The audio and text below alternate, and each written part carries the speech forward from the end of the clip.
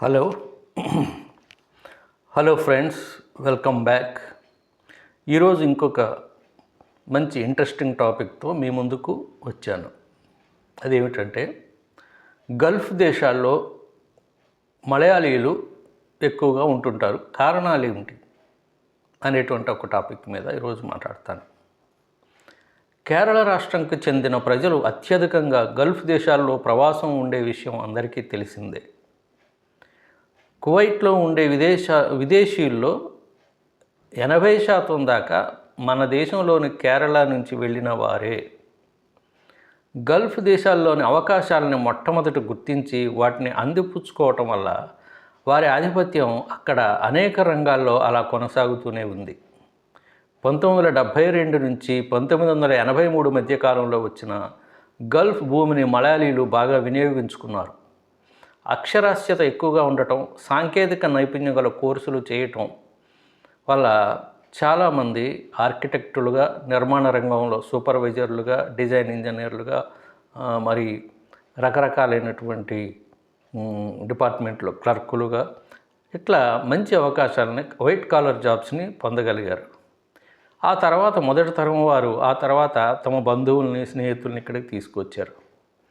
ప్రస్తుతం వాళ్ళ సంఖ్య గల్ఫ్ దేశాల్లో ఎలా ఉందంటే, యూఏఈలో 7,73,624 మంది, కువైట్లో 6,34,728 మంది, సౌదీ అరేబియాలో 4,47,440 మంది, ఖతర్లో 4,45,000 మంది, ఒమన్లో 1,34,019 మంది, బహ్రెయిన్లో 1,01,556 మంది ఉన్నారు. అక్కడి నుంచి వాళ్ళు పంపించే విదేశీ మారక ద్రవ్యం వల్ల కేరళ రాష్ట్రం యొక్క ఆర్థిక చిత్రపటం మారిపోయింది.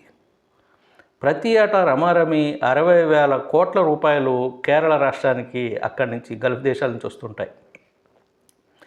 తాము ఆ దేశాల్లో పనిచేసి సంపాదించిన ధనంలో ప్రతి ఒక్కరూ కొంత వెనక్కి తమ కుటుంబాలకు పంపిస్తుంటారు. మిగతా దేశాలతో పోలిస్తే మలయాళీ ప్రజలు గల్ఫ్లో ఎక్కువగా ఉండటానికి కారణాలు అనేకం ఉన్నాయి. దాంట్లో ప్రధానమైనది ఏమిటంటే, అరబ్ దేశాలతో కేరళ రాష్ట్రానికి సముద్ర మార్గాల ద్వారా వ్యాపారం జరగటం ప్రధాన కారణం. ఎన్నో శతాబ్దాల నుంచి ఆ విధంగా వ్యాపారం జరగటం ప్రధాన కారణం.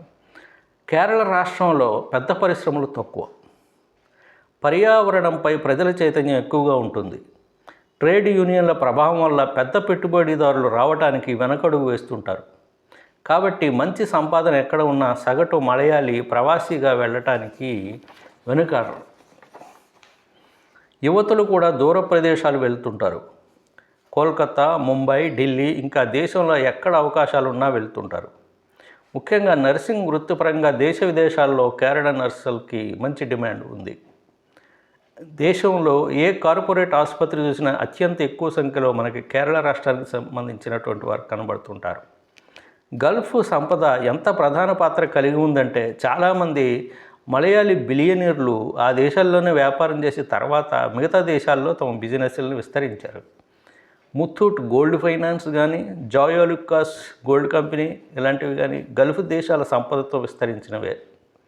యూసఫ్ అలీ అంటే Lulu group chairman, Shamsheer Vayalil PPS health care అధినేత, సన్నీ వర్కి జేమ్స్ ఎడ్యుకేషన్ అధినేత, పిఎన్సి మీనన్ శోభా గ్రూప్ అధినేత, జార్జ్ ముత్తూట్ ఇలాంటి మలయాళీ కుబేరులంతా వ్యాపారం గల్ఫ్ దేశాల్లో చేసి ఆ తర్వాత వివిధ దేశాల్లో విస్తరించిన వారే. ఇప్పటికీ వారి ప్రధాన కేంద్రాలు అక్కడే ఉన్నాయి. కేరళ ప్రభుత్వానికి రెవెన్యూ ద్వారా ఒక ఏడాదికి ఎంత ధనం వస్తుందో దానికి రమారమి 2 గల్ఫ్ నుంచి ధనం వస్తుంది. గల్ఫ్ నుంచి వచ్చిపోయే ప్రయాణికుల కోసం కేరళలో 4 అంతర్జాతీయ విమానాశ్రయాలు ఉన్నాయి. వారి బాగోగులు చూడటానికి ప్రత్యేకంగా ఒక మంత్రిత్వ శాఖ కూడా ఉంది.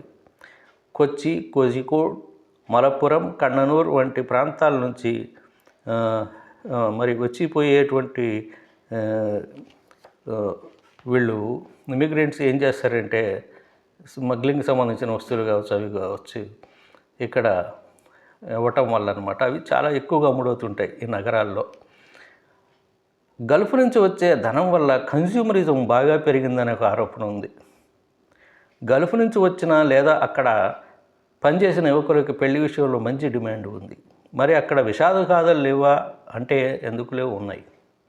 స్థానికంగా ఉన్నటువంటి ఆస్తిపాస్తులను తాకట్టు పెట్టి గల్ఫ్ వెళ్ళి పని దొరక్క పడరాని పాటలు పడేవాళ్ళు కూడా కొంతమంది లేకపోలేదు. అక్కడ పత్రికల్లోనూ టీవీ ఛానల్లోనూ అలాంటి వారి కోసం ప్రత్యేకంగా కొంత స్పేస్ కేటాయిస్తారు.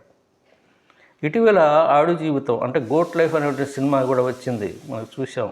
అక్కడ గల్ఫ్లో ఒక వ్యక్తి పడేటువంటి బాధ, అదంతా కూడా ఈ మధ్య మంచి హిట్ అయింది ఆ సినిమా.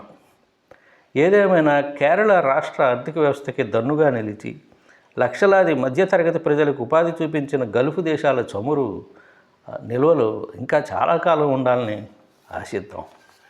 ఓకే, ఇదండి గల్ఫ్ దేశాల్లో మలయాళీస్ ఎందుకు ఎక్కువగా ఉంటారని చాలామంది ఒక సందేహం వస్తుంది. In response of it I have try to do this article. Hope you have liked it. Thank you very much. Have a nice day.